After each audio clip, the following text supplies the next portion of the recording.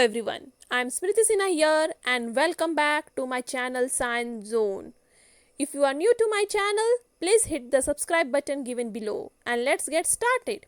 If you have not watched my previous video of solid state part 1 to 7 and then coordination compounds from part 1 to 6 and the halogen derivatives part 1, then please click on the I button given above. And today we are going to continue with the halogen derivatives. Okay, that is your chapter number 10 from Maharashtra State Board syllabus, halogen derivatives. The topics to be covered in this chapter were these, but we are already done with classification of halogen derivatives, nomenclature of halogen derivatives, methods of preparation of alkyl halides. And today we are going to deal with physical properties of alkyl halide and optical isomerism in halogen derivatives. So these two topics we are going to deal with in this session, that is physical properties and optical isomerism. So let's begin with physical properties. So the physical properties of alkyl halide is little different from that of the corresponding alkane, and that is because the first reason is nature of intermolecular forces. So what is this? So there is alkyl halide consists of bond between carbon and halogen, और जैसे कि आप सब जानते हैं the halogen here is electronegative in nature and carbon is less electronegative, due to which the halogen will pull the electron from carbon towards itself, और वो electron पुल करने के वजह से उस पे आ जाएगा delta negative sign, while carbon पे आ जाएगा delta positive sign. That means you will get a polar covalent bond जिसमें दोनों एटम्स में अपोजिट साइन है, देयरफॉर पोलर, और ये कोवैलेंट बॉन्ड है because both the electrons are going to be shared between the carbon and halogen, and therefore alkyl halides are moderately polar compounds. और ये moderately polar क्यों है? क्योंकि halogens और carbon में electronegativity difference है. So this polarity of this compound or the strength of this bond depends on what? It depends on the size of halogen atom. तो size of halogen atom एक बहुत important role play करता है इसकी polarity decide करने में. So the size of halogen atom increases from fluorine to iodine. So fluorine is the smallest, then is the chlorine, then bromine, and the largest one is the iodine. So iodine is the largest halogen atom. Okay, and so the size increases from the fluorine to iodine. जैसे ही size increase होता है fluorine से iodine से, so ये वाला जो bond है उसका भी लेंथ इंक्रीज होता है फ्लोरीन से लेके आयोडीन तक, क्योंकि फ्लोरीन से आयोडीन तक साइज इंक्रीज हो रहा है इसलिए बॉन्ड लेंथ भी इंक्रीज हो रहा है. And as the bond length increases from fluorine to iodine, bond length increase होने की वजह से क्या होता है? The bond strength decrease होता है. जैसे ही bond length increase होता है, bond strength decrease होता है. तो इसका explanation ये है क्यों होता है? क्योंकि halogen atom में होता है p orbital, carbon atom में भी होता है p orbital. जैसे ही size of halogen atom increase होता है तो पी ऑर्बिटल भी इंक्रीज होता है, और ये इंक्रीज होने की वजह से there is not good overlap between the carbon and the fluorine atom, and as the overlap is not good between the carbon and the fluorine atom, there is diffused overlap and extent of overlap of the fluorine atom carbon decreases, therefore the bond strength decreases. तो आपके यहाँ पे क्या याद रखना है?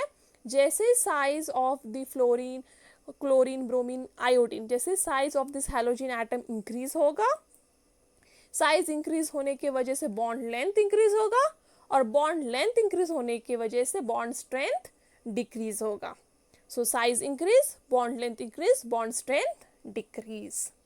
Next is the boiling point. So what happens in boiling point for the alkyl halides? So boiling point of alkyl halide is higher than that of the corresponding alkane. Corresponding alkane से alkyl halide का boiling point high है. Why? This is again due to the higher polarity and higher molecular mass. क्योंकि ये alkyl halide, ये देखो ये सब alkyl halide किससे डिराइव्ड है? मीथेन से. So one of the hydrogen of methane is replaced by the halogen and this alkyl halides are formed. Correct. But the weight of this, the molecular mass of this alkyl halide is of course higher than this methane. और साथ ही साथ इस bond में polarity भी है, और ये polarity और मॉलिक्यूलर मास की इंक्रीज की वजह से ये अल्काइल हैलाइड के बॉइलिंग पॉइंट हाई है as compare to methane. But यदि हम कंपेयर करें इनके बीच में, that is between iodine, bromine, chlorine, fluorine, so which alkyl halide will have higher boiling point? So the alkyl halide which is larger in size will have higher boiling point or which is having higher atomic mass. तो जो भी halogen का सबसे ज़्यादा atomic mass होगा और ज़्यादा size होगा उसका बॉइलिंग पॉइंट ज़्यादा होगा. Why?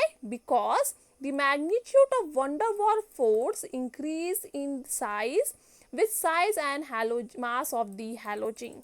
तो हर एक मॉलिक्यूल में आपको पता है वन डर वाल फोर्स होता है. You have studied in 11th standard. One डर वाल फोर्स ये सारे एटम्स को क्लोजली एक दूसरे के बगल में अटैच करके रखता है. करेक्ट. और ये मॉलिक्यूल का बॉइलिंग पॉइंट मतलब क्या? ये वन डर वाल फोर्सेस जो दो मॉलिक्यूल के बीच में है वो ब्रेक होना चाहिए. पर जैसे ही साइज इंक्रीज होता है ये वन डर वाल फोर्सेस भी इंक्रीज होता है, और जैसे साइज और वेट इंक्रीज होता है वन डर वाल फोर्सेस इंक्रीज होता है, और वन डर वाल फोर्सेस इंक्रीज होने की वजह से बॉइलिंग पॉइंट भी इंक्रीज होता है. इसलिए अल्काइल आयोडाइड का बॉइलिंग पॉइंट ज़्यादा है अल्काइल फ्लोराइड से, and you can compare them here itself in this example. Okay, now next is for the isomeric alkyl halides. ये isomeric alkyl halides है क्योंकि ये सबके मॉलिक्यूलर फार्मूला सेम है बट स्ट्रक्चरल अरेंजमेंट डिफरेंट है. तो सबके मॉलिक्यूलर फार्मूला सेम है, स्ट्रक्चरल अरेंजमेंट डिफरेंट है, इसलिए ये हो गया isomeric alkyl halides. So for isomeric alkyl halides, the boiling point will decrease with increased branching. जैसे ही branching increase होगा, boiling point decrease होगा. Why? Because van der Waals force decrease होगा. तो जितना ज़्यादा branching होगा, उतना कम attraction होगा between two molecules. That is the van der Waals force will decrease, और van der Waals force decrease होने की वजह से boiling point भी decrease होगा. So van der Waals force is playing an important role in boiling point. Okay, so you can see in as compared to all alkyl halides, the iodine is having the higher boiling point because of its large atomic mass and size, and van der Waals force here is strong. While in isomeric alkyl halides, the non-branched one is having higher boiling point due to high van der Waals force. Okay, so this is about boiling point. Now we move toward the solubility. Now, as I have told you in the first slide itself that alkyl halides are moderately polar. तो alkyl halide क्या है? Polar है. So they are moderately polar. Correct? But moderately polar होने के बावजूद they are insoluble in water. तो हम लोग क्या इमेजिन करते हैं? पोलर कंपाउंड है तो हाइड्रोजन बॉन्डिंग वाटर में बना पाएगा और वो वाटर में सॉल्यूबल होना चाहिए. बट अल्काइल हैलाइड पोलर होके भी वाटर में सॉल्यूबल नहीं है, और this is because yes due to the inability of alkyl halide to form hydrogen bond with water. ये अल्काइल हैलाइड हाइड्रोजन बॉन्ड नहीं बना पाते हैं वाटर मॉलिक्यूल के साथ, और इसलिए वो वाटर में डिसॉल्व नहीं हो पाते. अब ये हाइड्रोजन बॉन्ड क्यों नहीं बना पाते हैं? क्योंकि एक अल्काइल हैलाइड है मेरे पास और उसको मैंने वाटर में डिसॉल्व करने की कोशिश की, तो उसका जो अट्रैक्शन बिटवीन दी दूसरे अल्काइल हैलाइड के साथ वो ज़्यादा स्ट्रांग है एज कंपेयर टू वाटर के साथ.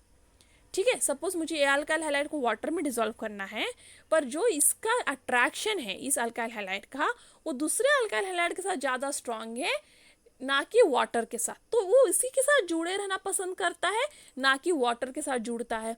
और यदि वो वाटर के साथ नहीं जुड़ेगा, मीन्स यदि वो हाइड्रोजन बॉन्ड वाटर के साथ नहीं बनाएगा तो वाटर में सॉल्युबल नहीं होगा.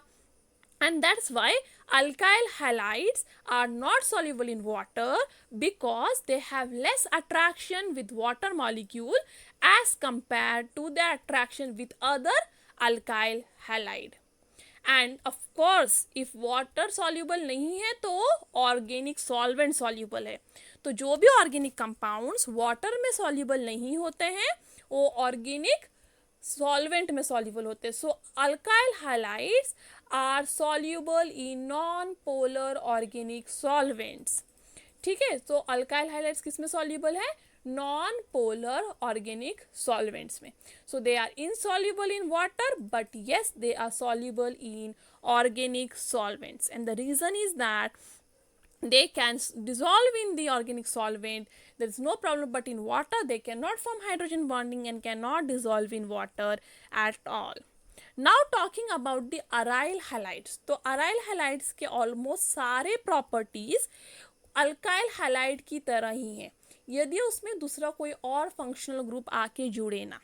Suppose a pure aryl halide say without any other functional group, so their properties are almost same as the other alkyl halides. Now there is a question which is given. The question says that arrange the following compounds in order of increasing boiling points. तो क्या क्या है उसमें? ब्रोमोप्रोफेन, then chlorometane, डाइब्रोमोमीथेन and bromomethane. सो अभी इसमें देखना है हमें कौन सा सबसे ज़्यादा जिसमें बॉइलिंग पॉइंट है. तो ऑफ कोर्स हमने बॉइलिंग पॉइंट पढ़ते वक्त ये पढ़ा है कि जैसे ही अल्काइल हैलाइड में हैलाइड का साइज इंक्रीज होता है, वंडर वॉल फोर्स इंक्रीज होता है और ऑफ कोर्स उसका बॉइलिंग पॉइंट इंक्रीज होता है. तो अब हम इन लोग इस समय देख सकते हैं सिर्फ दो ही हैलोजन के बारे में उन्होंने बात किया, एक तो क्लोरीन है एक तो ब्रोमीन है. तो of course bromine are of higher molecular mass and of high size. So of course ये ज़्यादा वंडर वॉल फोर्स दिखाएगा और इसलिए इसका बॉइलिंग पॉइंट भी ज़्यादा होगा. तो bromopropane and bromomethane will have higher boiling points as compared to chloromethane and dibromomethane. Correct? अब next question, sorry, dibromomethane and bromopropane will have higher boiling points as compared to bromomethane and chloromethane. Now next question is, जैसे ही number of halide atom increase होगा तो उसका boiling point of course वापस increase होगा, क्योंकि जितना ज़्यादा हैलोजन एटम उतना ज़्यादा वंडरफॉल अट्रैक्शन और उतना ज़्यादा बॉइलिंग पॉइंट. तो ऑफ कोर्स इसमें उस तरह से कंपेयर किया जाए तो ब्रोमोप्रोफेन का बॉइलिंग पॉइंट सबसे ज़्यादा है क्योंकि ब्रोमीन फर्स्ट थिंग उसमें प्रेजेंट है और ब्रोमीन प्रेजेंट होने की वजह से उसका जो साइज़ है वो ज़्यादा है, इसलिए वंडरवॉल फोर्स ज़्यादा है. और नेक्स्ट थिंग 3 ब्रोमीन प्रेजेंट है, 3 ब्रोमीन होने की वजह से और ज़्यादा उसमें वंडरवॉल्विंग अट्रैक्शन है और सबसे ज़्यादा बॉइलिंग पॉइंट होगा ऑफ कोर्स ब्रोमोप्रोफेन का. उसके बाद डाइब्रोमोमीथेन का, then it is of bromomethane and lastly of chloromethane because there is a presence of chlorine which is of course having atomic mass less than bromine और atomic mass less होने की वजह से उसका वंडरवॉल फोर्स ऑफ अट्रैक्शन भी कम है और इसका बॉइलिंग पॉइंट भी कम है. तो इस तरह से आप एक्सप्लेन कर सकते हैं. Next we move towards the optical isomerism in halogen derivatives, and this is one of the important part of this chapter because this is very important to understand. Now first thing, can you recall that what is relationship between two compounds having same molecular formula? तो दो compound हैं जिनमें same molecular formula है, तो उनका relationship क्या है? Yes, you are correct. They are isomers of each other. So isomers are the compounds having same molecular formula but different structural arrangement. So you may be remembering this. Yes, same molecular formula but different structural arrangement. Next question is, what is meant by stereoisomers? So isomers having same bond connectivities, that is structural formula, are called stereoisomers. तो stereoisomers दो ऐसे compound हैं जिनमें जो 4 groups join है carbon को, वो हर तरीके से सेम है, मतलब कनेक्टिविटी में भी सेम है और फॉर्मूला में भी सेम है, and they will be called as stereoisomers. But what in that differ then? क्यों दोनों डिफरेंट है? कनेक्टिविटी भी सेम है, फॉर्मूला भी सेम है, तो डिफरेंट कहाँ है? तो वही हम अभी देखेंगे. उसको अंडरस्टैंड करने के पहले आपको अंडरस्टैंड करना पड़ेगा chiral atom and molecular chirality.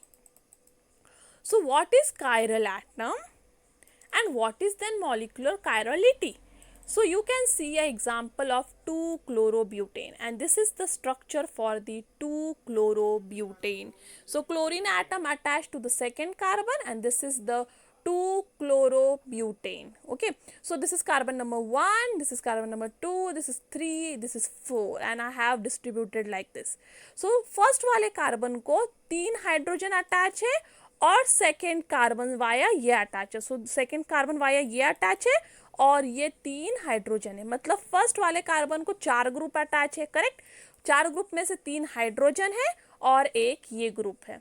Second वाले कार्बन को 1 हाइड्रोजन अटैच है, एक क्लोरीन अटैच है, एक CH3 अटैच है और third carbon via fourth carbon attach है. तो सेकेंड वाले कार्बन को भी 4 ग्रुप अटैच है, एक हुआ हाइड्रोजन, एक हुआ क्लोरीन, एक हुआ मीथेन और एक हुआ ethane.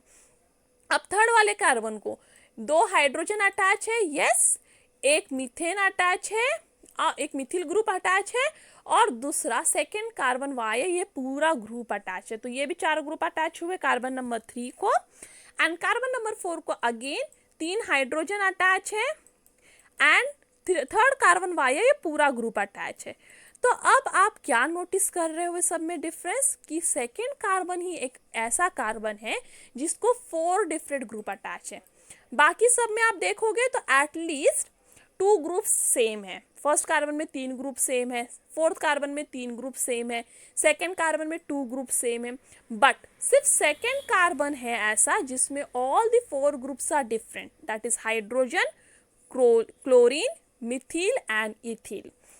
And therefore now I will call my second carbon as chiral carbon, and chiral carbons are represented by a star mark. Okay, chiral carbon को हम लोग कैसे represent करेंगे? Star mark से. So this is the chiral carbon. So basically what is chiral atom? A carbon atom in a molecule which have 4 different groups or atoms attached are called as chiral carbon atom. सो कोई भी molecule में एक ऐसा atom जिसको 4 different, suppose हम carbon atom के बारे में बात कर रहे हैं तो उसकी वैलेंसी 4 है, तो कार्बन एटम जिसको 4 डिफरेंट ग्रुप्स अटैच हैं, सारे के सारे ग्रुप्स डिफरेंट होने चाहिए. याद रखो 4 के 4 ग्रुप्स डिफरेंट होने चाहिए.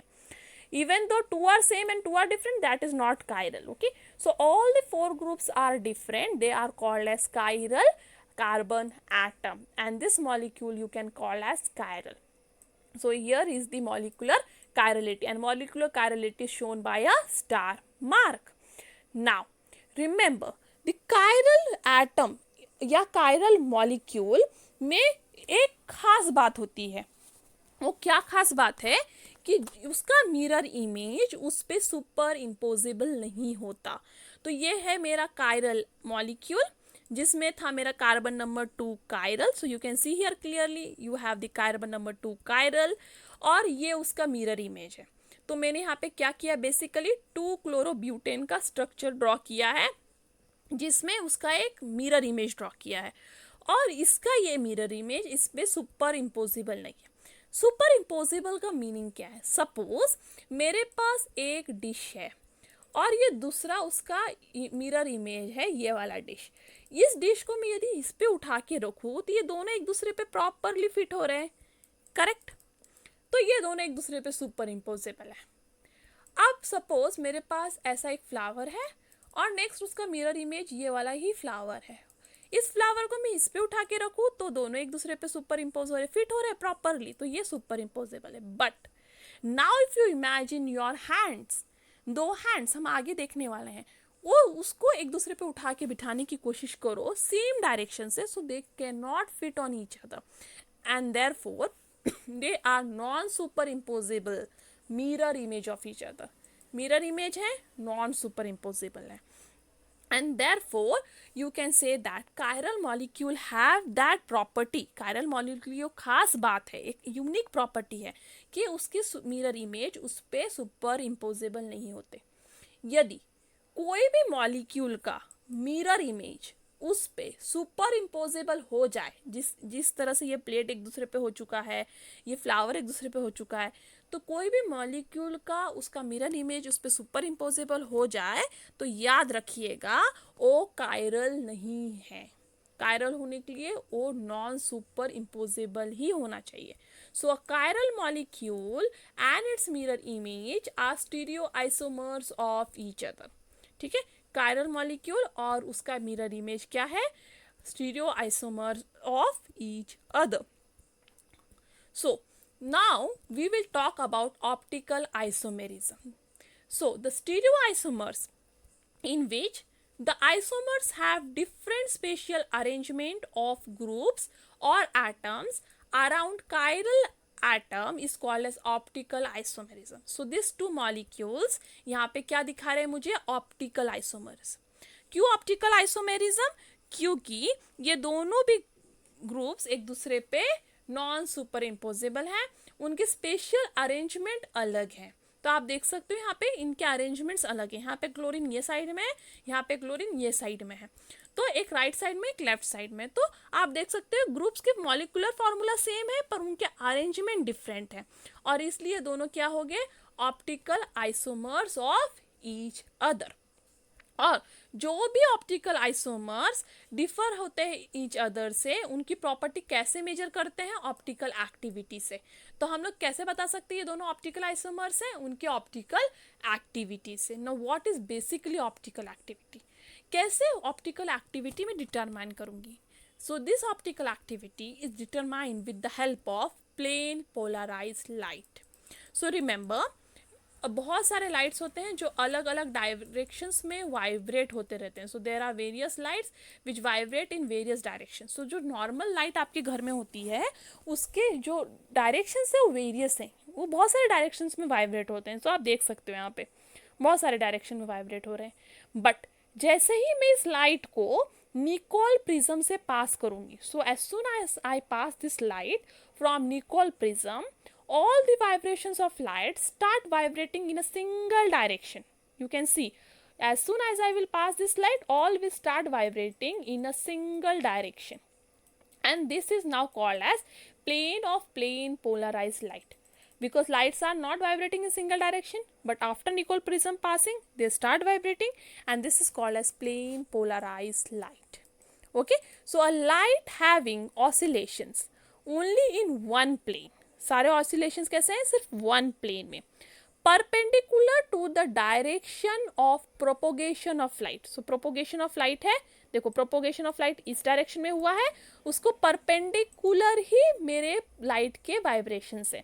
सो perpendicular to direction of propagation of light is known as plane polarised light. तो मैंने सारे लाइट ऐसे वाइब्रेट हो रहे थे, उनको इसी डायरेक्शन में भेजा, और एक डायरेक्शन में भेजते ही उसके परपेंडिकुलर में सारे लाइट के वाइब्रेशंस खड़े हो गए, तो उसे बोलूँगी मैं प्लेन पोलराइज्ड लाइट। और ये प्लेन पोलराइज्ड लाइट मेरी ऑप्टिकल एक्टिविटी डिटरमाइन करने में हेल्प करती है। तो सपोज मेरे पास कोई ऑर्गेनिक मॉलिक्यूल है जिसको मैं प्लेन पोलराइज्ड लाइट में रख दूँ, तो यहाँ पे एक ऑर्गेनिक मॉलिक्यूल रखा है और ये plane of plane polarised light है जो इस मॉलिक्यूल्स के तरफ से पास होने वाली है। तो ये ऑर्गेनिक मॉलिक्यूल थ्रू ये plane of plane polarised light जब पास होगी तो दो डायरेक्शन में रोटेट हो सकती है, आइदर राइट और लेफ्ट। तो ये plane of plane polarised light organic molecule से पास होते ही दो डायरेक्शन में रोटेट होती है, इधर राइट और लेफ्ट, और इनके डायरेक्शन के बेसिस पे उनकी ऑप्टिकल एक्टिविटी डिटरमाइन होती है. So now we move towards the optical activity. So the plane polarized lights can either rotate clockwise, ऐसे में जैसे मैंने आपको पहले बताया plane polarized light कैसे हो सकता है, clockwise that is right side, और it can move anti clockwise, देखो anti clockwise that is left side. और इस प्रॉपर्टी को, सब्सटेंस को, एक प्रॉपर्टी है ये सब्सटेंस का जो प्लेन पोलराइज लाइट को राइट या लेफ्ट में रोटेट कर पाता है. और इस प्रॉपर्टी ऑफ सब्सटेंस जो plane of polarisation of incident light को राइट या लेफ्ट में रोटेट कर पाता है, उस प्रॉपर्टी को कहते हैं ऑप्टिकल एक्टिविटी. और ये यदि ये प्रॉपर्टी उस कंपाउंड में ना हो, मतलब मैंने एक कंपाउंड लिया है, ठीक है, ऑर्गेनिक कंपाउंड, और उससे प्लेन पोलराइज लाइट को पास किया है, और पास करने के बाद यदि वो लाइट राइट या लेफ्ट में रोटेट नहीं हुई, मतलब वो कंपाउंड ऑप्टिकल एक्टिव नहीं है. यदि रोटेट हो गई तो कंपाउंड ऑप्टिकल एक्टिव है. So compounds which can rotate the plane polarized light are called as optical active compound, whereas those compound which cannot rotate the plane polarized light by passing through it towards the right or left are optically inactive compounds. और ये denote किया जाता है D या L से या फिर plus या माइनस से. So if the compound rotates the plane polarized light towards right side, ठीक है, मैंने plane polarized light लिया, कंपाउंड थ्रू पास किया और वो राइट साइड की तरफ लाइट मुड़ गया, तो क्या होगा, D that is dextro rotatory या फिर प्लस साइन. और यदि मैंने प्लेन पोलराइज लाइट लिया, वापस इससे पास किया और वो लेफ्ट साइड मुड़ गया, तो होगा levorotatory that is denoted by L और minus sign. So this is optical activity. The property of compound to rotate the direction of plane polarized light towards right or left is called as optical activity. Next concept is enantiomers. So what are basically enantiomers? So जो हमने अभी देखा था यहाँ पे, ये दोनों है enantiomers. So what are enantiomers? आपको याद होगा मैंने क्या बोला.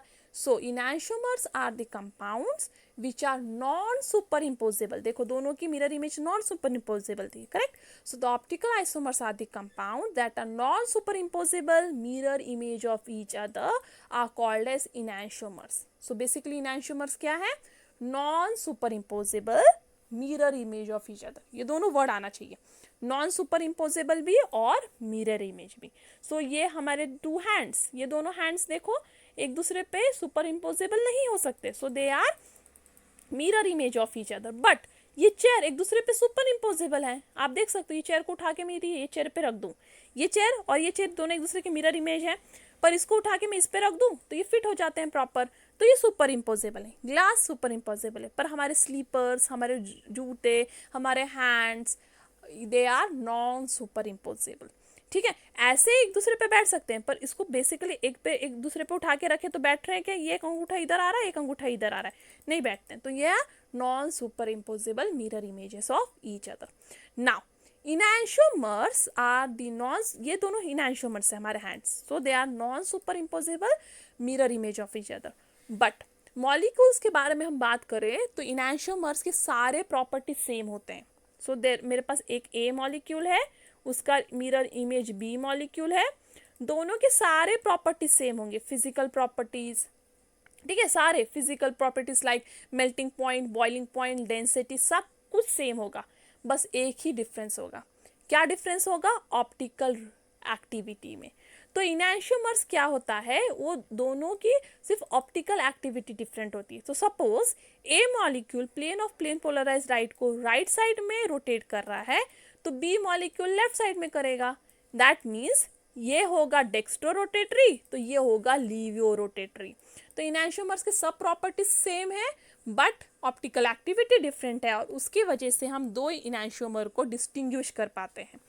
कैसे, क्योंकि एक इनैंशियोमर डेक्स्ट्रो होता है और एक इनैंशियोमर लीवो होता है. सो enantiomers have identical physical properties, but their optical rotation is different. So one is dextro, that is positive, other is leo, that is negative. So their magnitude of their optical rotation is equal, but sign of optical rotation is opposite. तो right side भी जितना angle से rotate होगा उतना ही left side भी rotate होगा उतनी ही angle से, बट साइन डिफरेंट रहेंगे. So this is about the enantiomer. Now what is racemic modification or racemic mixture? So यदि मेरे पास ऐसा एक कंपाउंड है, एक ऐसा मिक्सचर है एक कटोरे में जिसमें 50% A है और 50% B प्रेजेंट है, ठीक है. ए और बी क्या है, मैंने पिछले स्लाइड में बताया आपको. ए और बी एक दूसरे के मिरर इमेजेस है. They are non superimposable, that is both are enantiomers of each other. तो ए और B both are enantiomers of each other. तो मेरे पास एक कटोरे में 50% ए है, 50% बी है. तो क्या होगा, ए राइट साइड में लाइट को रोटेट करेगा, बी लेफ्ट साइड में लाइट को रोटेट करेगा. ए का मैग्नीट्यूड राइट साइड में रोटेट करने का सपोज 10 है, तो बी का मैग्नीट्यूड लेफ्ट साइड में रोटेट करने का भी 10 ही होगा, क्योंकि दोनों 50% प्रेजेंट है और दोनों एक दूसरे के इनैंशियोमर्स है, correct.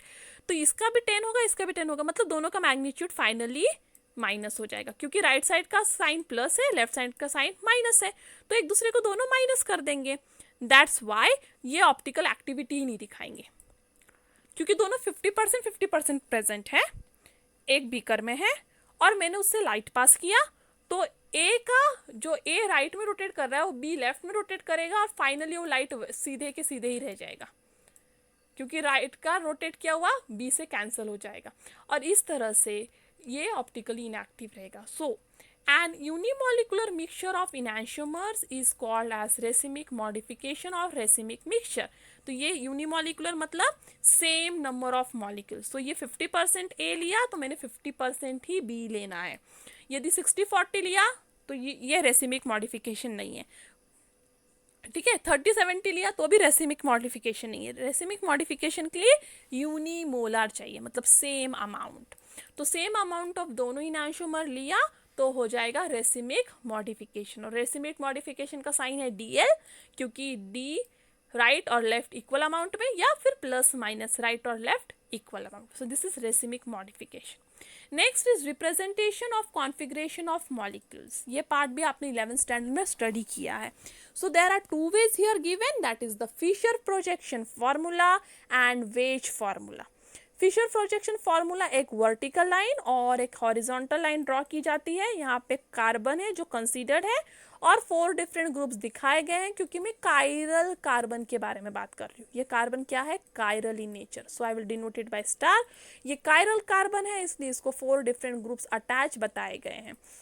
And this is the Fischer projection. And next is the wedge formula. Wedge formula में क्या होता है, अभी देखो, वेज फार्मूला को एक पेपर पे 3D इमेज की तरह दिखाया जाता है. So wedge formula is the best way of representing the molecule in 3D formula on the plane of paper. Paper तो 2D है पर मॉलिक्यूल हम 3D ड्रॉ करेंगे. कैसे, तो ये दो जो एटम्स है जो सिंगल लाइन में दिख रहे हैं वो प्लेन ऑफ पेपर में है. तो पेपर ऐसा है तो उसके प्लेन में ये दो हैं, और एक अबाउ द पेपर है, पेपर से ऊपर, इसलिए वो वेज में दिखाया गया है. और एक एटम है जो बिलो द पेपर है. तो आप समझ गए होंगे, 2 atoms in the paper along with the carbon, ये सब पेपर में है, ये पेपर के ऊपर है, ये पेपर के नीचे है. और इस तरह से हम 3D इमेज ड्रॉ कर सकते हैं in the plane of paper with the help of wedge formula. And there are these 2 representation of molecules. Now let's try draw the structure of enantiomer of lactic acid using Fisher formula. तो पहले Fisher formula use करके ये molecule draw करना पड़ेगा और फिर उसका mirror image draw करना पड़ेगा. तो आपने पहले क्या करना है, फिशर फार्मूला के लिए आपको पता है कि हमें ये बीच वाला कार्बन दिखाना नहीं होता. तो मैं क्या दिखाऊंगी, सिर्फ ऐसे, करेक्ट. ऊपर हाइड्रोजन है, यहाँ पे मेरा CO2H है, पहले कायरल कार्बन ये वाला है जिसको मैंने इधर रख दिया है, ठीक है. ये वाला कायरल कार्बन है जिसको मैंने इधर रख दिया है. उसको ये CO2H एक H ग्रुप है, एक हाइड्रोजन अटैच है, यहाँ पे एक OH अटैच है और यहाँ पे एक CH3 अटैच है. तो ये हो गया इसका फिशर फार्मूला। अब मुझे इसका इनैंशियोमर ड्रॉ करना है, तो पहले एक मिरर ड्रॉ कर लिया और फिर जस्ट उसका मिरर इमेज ड्रॉ करूँगी मैं।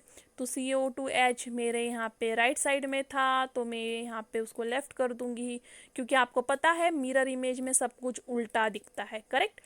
तो यहाँ पे हाइड्रोजन और यहाँ पे OH, तो this two are enantiomers of each other and both are represented in Fischer formula. Okay, next is draw the structure of enantiomers of 2-bromobutane using Wesch formula. तो उसके लिए पहले हमें क्या करना पड़ेगा, 2-bromobutane का स्ट्रक्चर ड्रॉ करना पड़ेगा। तो butane means 4 carbon, correct, and 2-bromo मतलब ब्रोमीन सेकेंड एटम पे, और यहाँ हाइड्रोजन, और यहाँ हो गया CH3, और ऑफ कोर्स यहाँ हो गया ईथेन।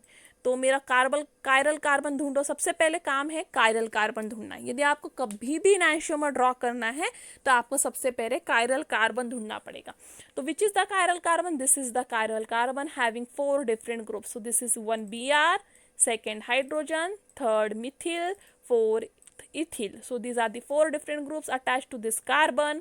अब मेरे को इसका इनैंशियोमर ड्रॉ करना है वेज फार्मूला में।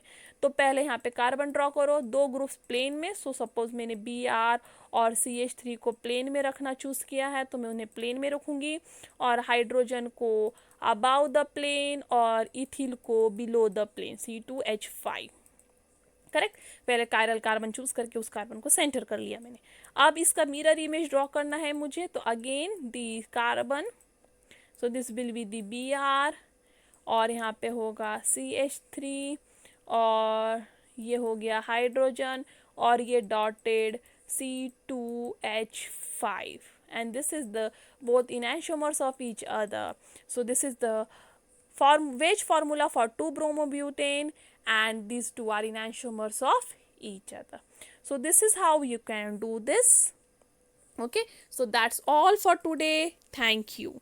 Thanks for watching my video, and if you have any doubt regarding this, because I know I have taken a bit faster, so if you have any doubt, so you can ask your doubts at 04@gmail.com on this email ID, and even in the comment box.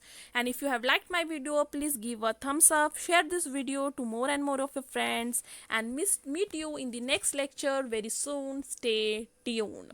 And the thought of the day for today is, if you can't explain it simply, that means you cannot understand it well enough. And that's all for today. Thank you.